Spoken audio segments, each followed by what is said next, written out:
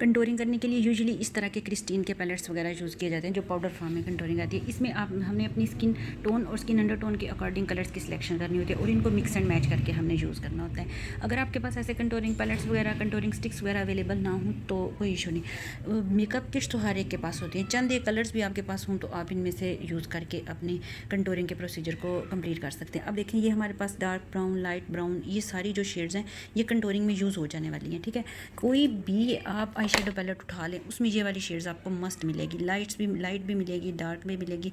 ठीक है, आपको टेक्निक आनी चाहिए। ये देखिए ये शेड ये कंटूरिंग में यूज़ हो सकती हैं। ठीक है, आप इनमें से कोई भी अकॉर्डिंग टू रिक्वायरमेंट उठाएं और यूज़ करें। सिर्फ आपको टेक्निक आनी चाहिए। ज़रूरी नहीं कि महंगे से महंगे पैलेट्स हमारे पास हों तो ही हम काम कर सकते हैं, नहीं, आपको सिर्फ टेक्निक आनी चाहिए, कॉमन सेंस यूज़ करनी है और इन सारी शेड्स को आपने यूटिलाइज़ करते हुए सारे प्रोसीजर को, किसी को आप एज अ हाईलाइटर यूज़ करें, किसी को एज अ कंटूरिंग यूज़ करें, किसी को आप एज अ ब्लशर यूज़ करें और किसी को आप as an eye shadow use. Welcome to my YouTube channel, hope so you are doing good. Professional beautician course की आज की क्लास में हम कंटूरिंग के प्रोसीजर को आगे बढ़ाते हुए नोज़ के कंटूरिंग के बारे में डिटेल से बात करेंगे कि हमारा नोज़ कंटूरिंग एरिया कौन कौन सा होता है। ठीक है, ये मेरे पास कुछ नोज़ की शेप्स के नेम मैंने रखे हैं। अगर आपके नोज़ की शेप इनमें से कोई एक शेप है तो वेल एंड गुड, अगर नहीं भी है तो नोज़ के फीचर्स जो हैं इनमें से कुछ ना कुछ आपसे रिजेंबल ज़रूर करता होगा।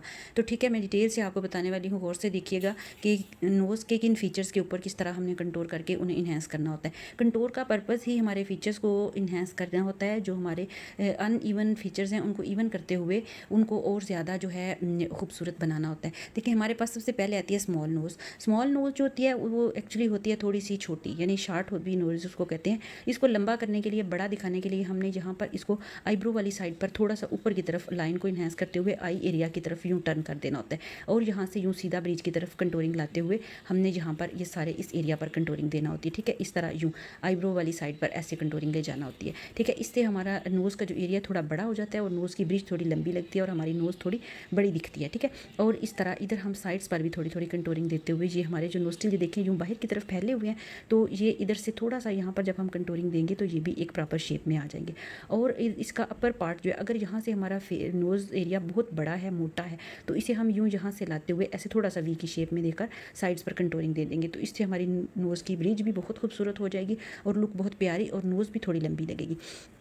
नेक्स्ट देखें long and narrow nose. Long nose तो ऑलरेडी ये देखें यहाँ से ये आईब्रोज की तरफ से टर्न होकर आ रही होती है, थोड़ी सी खुद ही लंबी होती है। ठीक है, इसे हमें मज़ीद लंबा करने की ज़रूरत नहीं होती और अगर हम इसकी लंबाई को थोड़ा शार्ट दिखाना चाहें तो हम इसकी कंटूरिंग अकॉर्डिंग टू सिचुएशन ये आईब्रोज एरिया से नीचे यहाँ पर इस ब्रिज के साथ करते हैं। लेकिन अगर हमारी नोज़ ये है ही पहले से पतली तो हमें यहाँ पर कंटूरिंग देने की ज़रूरत ही नहीं है। ठीक है, तो यहाँ पर ये देखें ये हमारा एरिया पहले ही डीप है, इसके बाद ये देखिए ऐसे कर्व सा थोड़ा सा ऐसे हम सा होकर आ रहा होता है। ठीक है, इसलिए इसको भी सीधा करने के लिए हम यहाँ पर थोड़ी सी कंटूरिंग बिल्कुल सीध में जो देते हैं। ठीक है, और आगे से हम थोड़ा सा इसको ऑलरेडी राउंड है लाइट सा टच इधर दे देंगे। ठीक है, और इसकी साइड्स जो है वो ये पहले से बहुत बड़ी नहीं है, इसलिए इधर हमें साइड्स पर कंटूरिंग देने की ज़रूरत नहीं होती। ठीक है, इतनी ही कंटूरिंग देने से हमारी ये लॉन्ग एंड नैरो नोज़ जो है वो एक प्यारी सी फॉर्म में आ जाती है। नेक्स्ट देखते हैं तो टर्न अप नोज़, यानी इसे देखने से लग रहा है पता कि ये ऊपर की तरफ टर्न हुई हुई होती है। कहाँ से? ये वाला इसका जो एरिया यहाँ पर ब्रिज जो है ये इधर एंड। ठीक है, ये इधर से थोड़ी ऊपर की तरफ उठी हुई नोज़ होती है, सेंटर से थोड़ी सी नीचे की तरफ होती है और एंड से यहाँ पर इधर टॉप से बिल्कुल यूँ सीधे आ रही हुई होती है। ठीक है, यहाँ पर हमारी चूँकि ये डेप्थ बन रही है, इसको हमें फर्दर इसे हमने थोड़ा सा इन्हेंस करना है तो हम यहाँ पर जो है हाईलाइटर देंगे, यहाँ कंटूरिंग जो है नहीं देंगे। और अगर हमारी यहाँ पर बोन ऊपर की तरफ थोड़ी उभरी हुई हो तब हमें यहाँ पर कंटूरिंग की जरूरत होती है। ठीक है, और ये देखिए ये नोज़ सामने से बड़ी सी मोटी सी लग रही है। अगर ये हमारे राउंड फेस पर नोज़ हो तो इसका चूँकि ये वाला एरिया भी थोड़ा वाइडर है, इसे हमें थोड़ा स्मार्ट करना है तो हमें ऊपर से अपनी आईब्रो की लाइन के बिल्कुल साथ लाते हुए यहाँ पर हमने इसको यूँ सीध में कंटूरिंग देते हुए इस एरिया को हमने थोड़ा सा कम कर लेना ताकि हमारी नोज़ की ये जो ब्रिज एरिया ये थोड़ा कम से कम हो और हमारी नोज़ यहाँ से पतली लिखे। ठीक है, इसके बाद यहाँ पर हमारी टर्न आती है। इधर देखें ये नोस्ट्रिल्स थोड़े बड़े बड़े होते हैं हमारे, इन दोनों साइड्स पर ये एक सीधा सी और उल्टा सी, यहाँ पर हमें अच्छे से कंटूरिंग देना होती है। ठीक है, इसके बाद ये इसका जो टर्न अप वाला एरिया है, इधर अप पोर्शन पर भी हमें यहाँ पर कंटूरिंग देकर इसको थोड़ा नीचे की तरफ लाना होता है। ठीक है, तो यहाँ पर भी ये ऑलरेडी ये शेप होती है, जब हम इसको ऊपर से नीचे यहाँ तक सीधा कंटूरिंग करते हुए नीचे की तरफ लाते हैं तो ये बिल्कुल सीध में फॉर्म में प्रॉपर आ जाती है।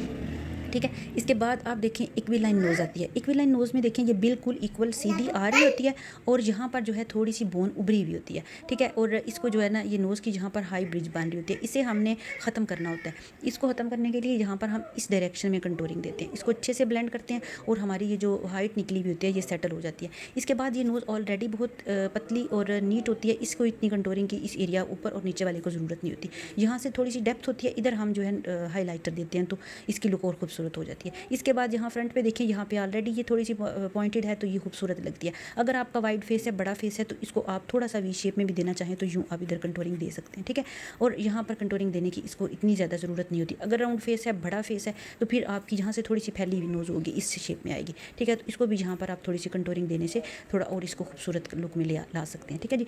इसके बाद आप देखें सिमेट्रिकल नोज़ में बिल्कुल सीध में नोज़ आ रही हुई होती है, यहाँ से थोड़ी सी पतली होती है, इधर से थोड़ी मोटी होती है, ठीक है। इसलिए यहाँ पर हम अप डायरेक्शन में ब्रिज क्रिएट करने के लिए यहाँ पर हम खूबसूरत थोड़ी सी कंटूरिंग देंगे तो ये बहुत खूबसूरत सी लुक में आ जाएगी, ठीक है। इसके बाद ये देखें इसकी साइड्स पर यहाँ पर इतनी ज़्यादा कंटूरिंग की नहीं ज़रूरत होती। जहाँ ये जो नोस्ट्रिल के ये जो पार्ट है इसके ऊपर हमें लाइट सी कंटूरिंग इधर से यूँ लाते हुए इसके साथ इस डायरेक्शन में हमें देनी होती है, ठीक है। इसके बाद ये देखें नोज़ की ब्रिज ऑलरेडी बहुत खूबसूरत होती है, स्ट्रेट होती है, इसके ऊपर लाइट सी जब हम हाईलाइटर अप्लाई करते हैं तो ये नोज़ हमारी बहुत खूबसूरत लुक में आ जाती है, ठीक है। तो ये थी हमारी नोज़ की कुछ शेप्स जिनको हमने गौर से देखा कि किस एरिया पर हमने कितनी कंटूरिंग देनी है। तो अगर आपकी नोज़ इनमें से किसी ना किसी से आपकी नोज़ की शेप रिजेंबल करती है तो आप इनमें से देखें कि कहाँ से आपकी नोज़ जो है वो ज़्यादा उभरी हुई लगती है, आप वहाँ से थोड़ी कंटूरिंग देकर उसे दबा भी सकते हैं। इसी तरह मैं आपको एक और फेस दिखाती हूँ। अगर आपके पास ऐसा सा कोई फेस आता है, आपके लिए कंटूरिंग करना थोड़ा मुश्किल है, आप बिगिनर है, आपको नहीं समझ आ रही मैंने कैसे कंटूरिंग देनी है, तो आपने ये देखें ये आईब्रो का ये एरिया है, यहाँ से ये सेंटर से आपने इसको थोड़ा पतला दिखाना है और आपको नहीं समझ आ रही कि लाइन कैसे हमने देनी है, क्योंकि कंटूरिंग में अगर आप लाइन थोड़ी सी यहाँ से